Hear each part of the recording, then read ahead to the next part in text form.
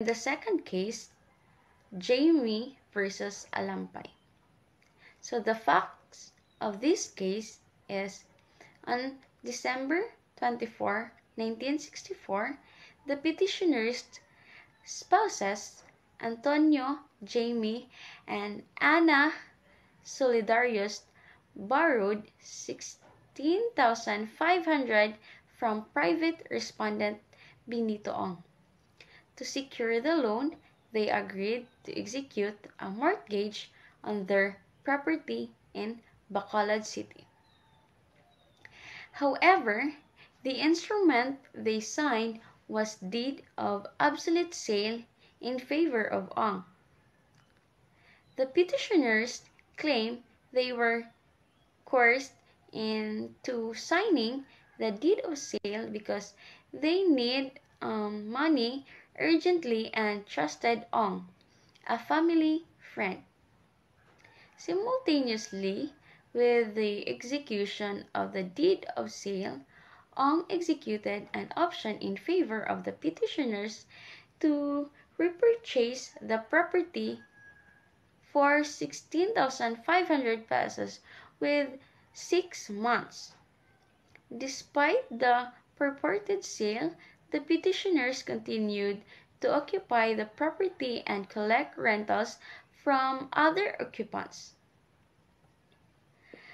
The petitioners claim they repeatedly offered to pay Ong the loan amount, but he refused to accept payment and execute the proper mortgage documents. Next is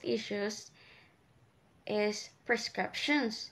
So whether the petitioner's action for reformations of the instrument is barred by prescriptions.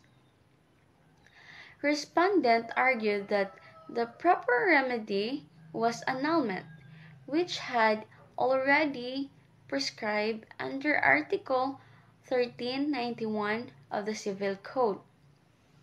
Then, second issue is impediment to reformation, whether the existence of a mortgage over the property in favor of a third party, Jose del Castillo, constitute impediment to the petitioner's action for reformation and recovery of the property free from liens and encumbrances.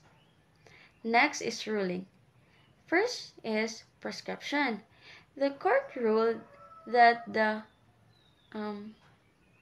applicable prescribed period for reformation of a written contract as provided in Article 1144 of the Civil Code is 10 years. So, since the petitioner's action for reformation and recovery of title was brought on November 29, 1972, less than 8 years after the execution of the deed of sale on December 24, 1964, the action had not yet prescribed.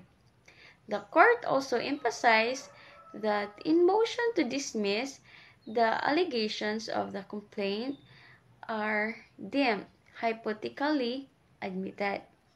So therefore, the respondent's arguments that the transaction was through sale was a matter of defense, which needed to be established as trial. So second is the court found that the existence of a bona fide mortgage in favor of a third party does not constitute an impediment to the petitioner's action for reformation and recovery of title. If the petitioners prevailed, they would simply recover the title to the property subject to the mortgage. Alternatively, respondent could be ordered to discharge the mortgage credit he obtained obtained for his benefit. So, therefore, the court reversed the dismissal order and remanded the case of lower courts for trial and adjudication on the merits.